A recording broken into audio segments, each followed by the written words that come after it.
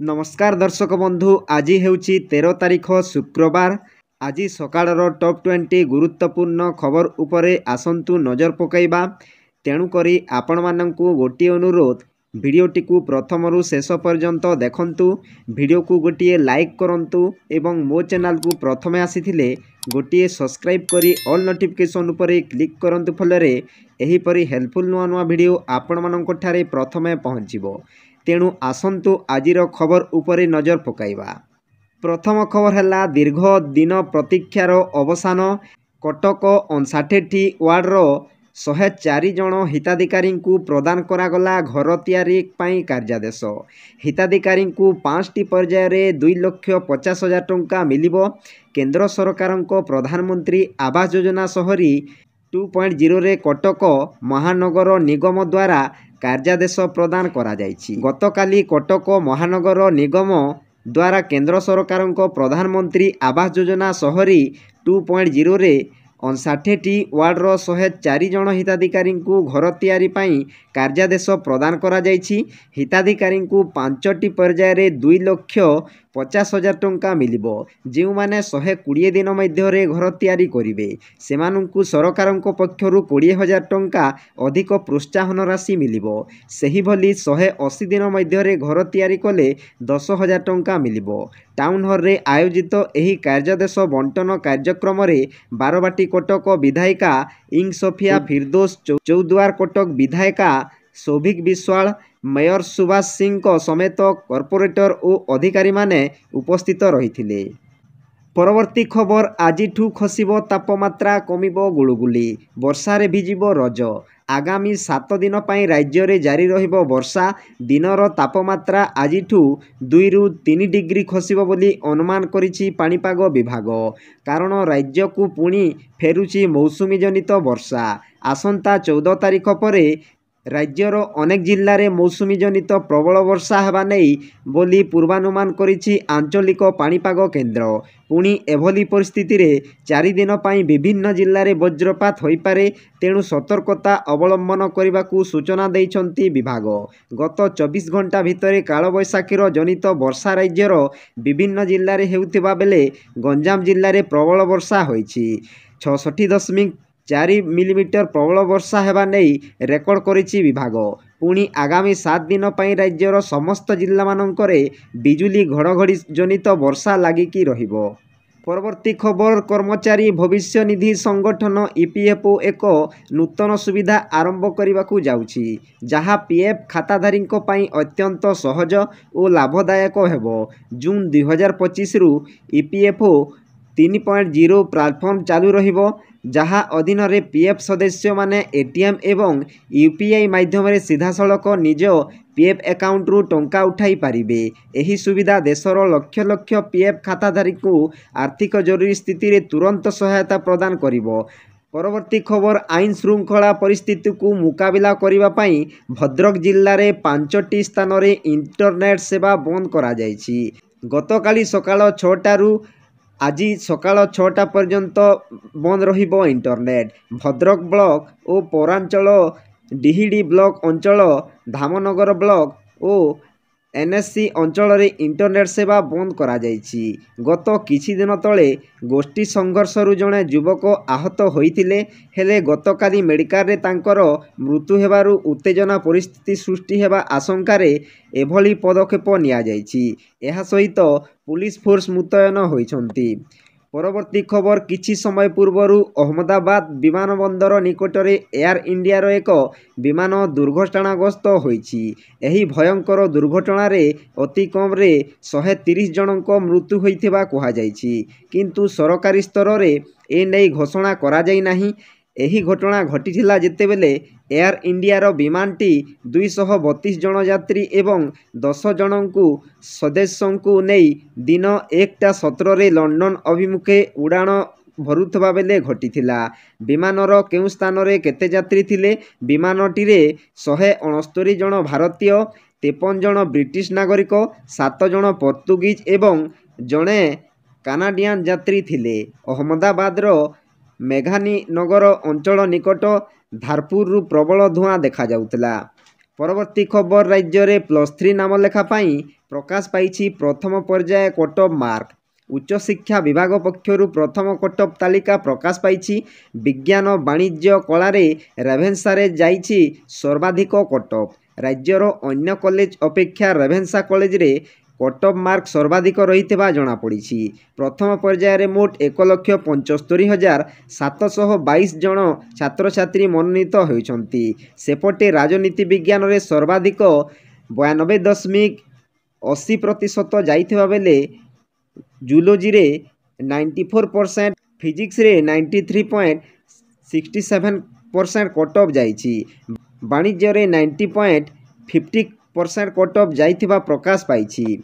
परवर्ती खबर ओरफिश परी रहस्यमय माछ आमको मने पकाई दिए जे प्राकृतिक जगत एबे भी अनेक रहस्य रे परिपूर्ण। ओरफिश जहार वैज्ञानिक नाम रेगालेकस ग्लेसने एहाकू विश्वर सबुठारु लंबा बोनफिश मध्यरु गोटिए बोली विवेचना करा जाए। एही माछ प्रायतः 200 रु 1000 मीटर गभीरतारे रही थाए एवं 30 फुट पर्यंत लंबा होई पारे। ओरफिश रो शरीर चमकदार रूपा एवं रिबन परी। एहार मुंड उपरे एक लाल रंगर आस्तरण थाए। एहार समुद्र तटकू आसीबाकू एक अत्यंत विरल घटना बोली विवेचना करा जाए। परवर्ती खबर प्रत्येक दिन सकाळ 6टारे पेट्रोल एवं डीजेल दाम रे परिवर्तन होता है। पेट्रोल एवं डीजेल मूल्य रे एक्साइज ड्यूटी, डीलर कमिशन एवं अन्यान्य जिनिस जोड़िबा परे एहार मूल्य प्राय द्विगुणित हुए। वैश्विक मूल्य सहित आंतर्जातीय बजार रे अधोषित मूल्य रे उपरे निर्भर करी पेट्रोल एवं डीजेल मूल्य प्रतिदिन बदली थाए। आज ऑयल मार्केटिंग कंपनी माने देशर समस्त राज्य पाई पेट्रोल डीजेल दाम जारी कर देइछंती। तदनु अनुसार देशर अनेक राज्य रे आज पेट्रोल मूल्य रे परिवर्तन होईछि। परवर्ती खबर आजिठू खसिबो तापमात्रा, कमिबो गुलुगुली। आगामी 7 दिन पाई राज्य रे रहिबो वर्षार प्रभाव। राज्य रे किछि दिन धरी दिन रे खरा गरम और मध्याह्न रे कालबैशाखी जनित वर्षा लगी रहिथिबा बेले गरम गुलुगुली बढ़ी चलीथिला। हेले आसंता काली ठारू 2 रु 3 डिग्री तापमात्रा खसिबो। राज्य को पुणी मौसुमी फेरुची बोली सूचना देइछि पाणीपाग केन्द्र। मौसुमी प्रवाह नहीं अनुकूल रहिछि पाग। आसंता 14 तारिख परे राज्यर अनेक जिल्ला रे मौसुमी जनित वर्षा हेबो। 4 दिन पाई विभिन्न जिल्ला को वज्रपात सतर्कता जारी करा जाइछि। परवर्ती खबर गुजरात अहमदाबाद ठारे गुरुवार बड़ धरण विमान दुर्घटना घटी। अहमदाबाद रु लंडन जाइथिबा एयर इंडिया रो विमानटी टेकअफ समय रे क्रैश करिछि। तेबे वर्तमान मिलिथिबा सूचना मुताबक एही विमान रे 242 जन यात्री थिले आउ विमानटी हठात क्रैश करितला। डीसीसीए तरफरु विमान दुर्घटना परे एने विस्तृत भावे खबर दिया जाइछि। परवर्ती खबर बढ़िबारे लागिछि मृत्यु संख्या। जाजपुर जिल्ला रे व्यापुछि डायरिया। गत 2 दिन भितरे 500 रु अधिक लोक आक्रांत होइथिबा बेले आक्रांतक मृत्यु संख्या 9 को छुईथिबा सूचना मिलिछि। मृतकंक मध्यरे दानगदी रे 3 जनक मृत्यु होइथिबा बेले जाजपुर रोड जाजपुर ब्लॉक रु जणे लेखाए मृत सूचना। एपटे जाजपुर मुख्य चिकित्सालय रे 2 जनक मृत्यु होइथिबा नै सूचना दैछंती जाजपुर जिला मुख्य चिकित्सालय एडीएमओ। परवर्ती खबर बिजू पट्टनायक आंतर्जातिक विमान बंदर रु आबुधाबी को आरंभ है सीधा सड़क विमान सेवा। विमान उड़ाण शुभारंभ करिसंती मुख्यमंत्री मोहन चरण माझी। सप्ताहक 3 दिन एही सेवा जोगाई दिया जिवो। इंडिगो एयरलाइंस पक्षरु आबुधाबी को मंगलवार, गुरुवार और शनिवार दिन एही सेवा यात्री को उपलब्ध हेबो। आज सकाळ 9:35 रे एहार शुभारंभ करथिले मुख्यमंत्री। एहा मध्याह्न 12:35 रे आबुधाबी रे पहुंचिबो। परवर्ती खबर ग्रीष्म एवं आंब मध्य संपर्क ठीक पिलादिन एवं छुट्टी दिन मध्य जेपरी प्रत्येक घरे आंब आसिबा मात्रे पिला एवं वयस्क समस्ते खुशी हो जाती।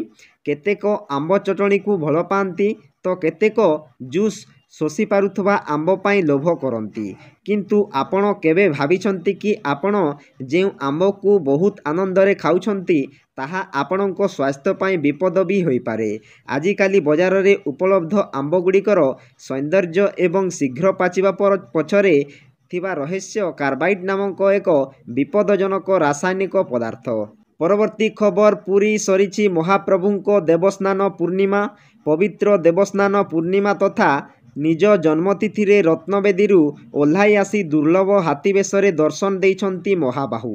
ସ୍ନାନବେଦୀରେ ଦାରୁବିଗ୍ରହଙ୍କ ଗଜାନନ ବା ହାତୀବେଶ ଦର୍ଶନ ପରି କୃତାର୍ଥ ହୋଇଛନ୍ତି ଲକ୍ଷ ଲକ୍ଷ ଭକ୍ତ।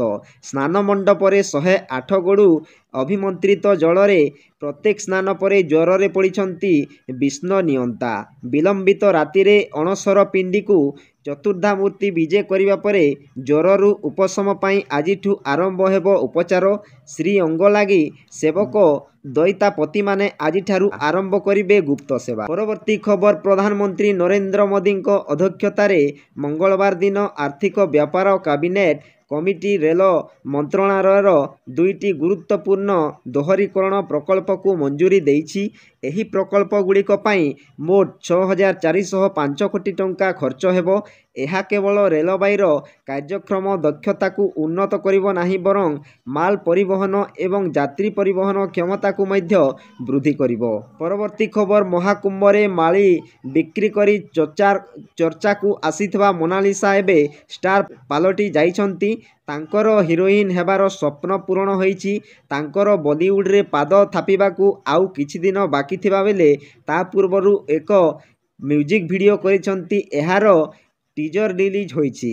ଗୀତରେ ମୋନାଲିସାଙ୍କ ସହ ଉତ୍କର୍ଷ ସିଂ ମଧ୍ୟ ନଜର ଆସିଛନ୍ତି। ସେ ହିଁ ଏହି ଗୀତ ତିଆରି କରିଛନ୍ତି ଏବଂ ଗାଇଛନ୍ତି। ଏହି ଗୀତ ଜୁନ୍ 13ରେ ମୁକ୍ତିଲାଭ କରିବ। ଭିଡ଼ିଓରେ ଉତ୍କର୍ଷ ମୋନାଲିସାଙ୍କୁ ଯୋଡ଼ିଙ୍କୁ ଦର୍ଶକ ଖୁବ୍ ପସନ୍ଦ କରିଛନ୍ତି। ତେବେ ଗୀତର ଟାଇଟିଲ୍ ବର୍ତ୍ତମାନ ସୁଦ୍ଧା ଜଣାପଡ଼ିନାହିଁ। ପରବର୍ତ୍ତୀ ଖବର ପ୍ରଧାନମନ୍ତ୍ରୀ ନରେନ୍ଦ୍ର ମୋଦି G7 ସମ୍ମିଳନୀରେ ଅଂଶଗ୍ରହଣ କରିବାକୁ କାନାଡ଼ା ଯାଇଛନ୍ତି। ପ୍ରଧାନମନ୍ତ୍ରୀ ମୋଦିଙ୍କ ଏହି ଗସ୍ତ ପୂର୍ବରୁ କାନାଡ଼ା ପ୍ରଧାନମନ୍ତ୍ରୀ ମାର୍କ କାର୍ନେଙ୍କ ସରକାର ଖଲିସ୍ତାନମାନଙ୍କ ବିରୋଧରେ ଏକ ଅଭିଯାନ ଚଳାଇଛନ୍ତି। ଭାରତ ବିରୋଧୀ କାର୍ଯ୍ୟକଳାପରେ ସମ୍ପୃକ୍ତ ଖଲିସ୍ତାନମାନଙ୍କୁ ଧରିବା ପାଇଁ ସରକାର ପ୍ରୋଜେକ୍ଟ ପେଲିକାନ ନାମକ ଏକ ଅଭିଯାନ ଚଳାଇଛନ୍ତି। ଏହି ଅଭିଯାନ ଅନ୍ତର୍ଗତ କାନାଡ଼ା ପୁଲିସ ଏକ ବଡ଼ ଡ୍ରଗ୍ସ ଏବଂ ଆତଙ୍କବାଦୀ ନେଟୱାର୍କର ପର୍ଦ୍ଦାଫାଶ କରିଛି ଯାହାର ଖଲିସ୍ତାନ ସମର୍ଥକମାନଙ୍କ ସହିତ ସନ୍ଦେହଜନକ ସମ୍ପର୍କ ରହିଛି।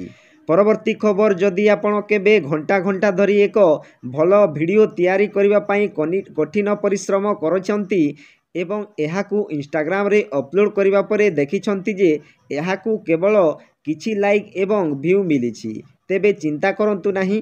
ଅନେକ ଲୋକ ଏହି ସମସ୍ୟାର ସମ୍ମୁଖୀନ ହୁଅନ୍ତି କିନ୍ତୁ ଆପଣ କେବେ ଭାବିଛନ୍ତି କି ଏହା କାହିଁକି ଘଟେ? ଆପଣଙ୍କର କଠିନ ପରିଶ୍ରମ କମ୍ ନା କଣ୍ଟେଣ୍ଟ ଦୁର୍ବଳ? ପ୍ରକୃତ କାରଣ ଅନ୍ୟ କିଛି ଭୁଲ ସମୟରେ ପୋଷ୍ଟ କରିବା। ପରବର୍ତ୍ତୀ ଖବର ଏସିଆନ୍ ଆଥଲେଟିକ୍ସ ଚାମ୍ପିଅନସିପ୍ 2025ରେ ରୌପ୍ୟ ପଦକ ଅର୍ଜନ କରି ଦେଶ ତଥା ରାଜ୍ୟ ପାଇଁ ସୁନାମ ଅର୍ଜନ କରିଥିବା ଓଡ଼ିଆ ଖେଳାଳି ଶ୍ରାବଣୀ ନନ୍ଦଙ୍କୁ ଓଡ଼ିଶା କ୍ରୀଡ଼ା ଓ ଯୁବ ସେବା ପକ୍ଷରୁ ସମ୍ବର୍ଦ୍ଧିତ କରାଯାଇଛି। ଶ୍ରାବଣୀଙ୍କ ସଫଳତା ପାଇଁ କ୍ରୀଡ଼ାମନ୍ତ୍ରୀ ସୂର୍ଯ୍ୟବଂଶୀ ସୁରଜ ତାକୁ ଅଭିନନ୍ଦନ ଜଣାଇଛନ୍ତି। ତାଙ୍କ ସଫଳତା ଓଡ଼ିଶାର କ୍ରୀଡ଼ାବିତ ବିଶେଷ ଭାବରେ ମହିଳା କ୍ରୀଡ଼ାବିତମାନଙ୍କୁ ପ୍ରେରିତ କରିବ ବୋଲି ମନ୍ତ୍ରୀ ମତ ପ୍ରକାଶ କରିଛନ୍ତି। ଶ୍ରାବଣୀ 4x100 ରିଲେ ଦୌଡ଼ରେ ରୌପ୍ୟ ପଦକ ହ୍ରାସ କରିଥିଲେ। ତାଙ୍କୁ 2,50,000 ଟଙ୍କାର ପୁରସ୍କାର ରାଶି ମଧ୍ୟ ପ୍ରଦାନ କରାଯାଇଛି। ତ ଆପଣମାନେ କିଛି ସମୟ ଭିତରେ କେତୋଟି ଗୁରୁତ୍ୱପୂର୍ଣ୍ଣ ଖବର ବିଷୟରେ ଜାଣିପାରିଲେ। ଯଦି ଆପଣମାନଙ୍କ ମନରେ କୌଣସି ପ୍ରଶ୍ନ ଅଛି ତାହେଲେ ଆପଣମାନେ କମେଣ୍ଟ ସାହାଯ୍ୟରେ କମେଣ୍ଟ କରିପାରିବେ। ମୁଁ ନିଶ୍ଚୟ ଆପଣମାନଙ୍କୁ ରିପ୍ଲାଏ ଦେବି। ତ ଭିଡ଼ିଓକୁ ଏଇଠି ଏଣ୍ଡ କରୁଛି। ଜୟ ଜଗନ୍ନାଥ।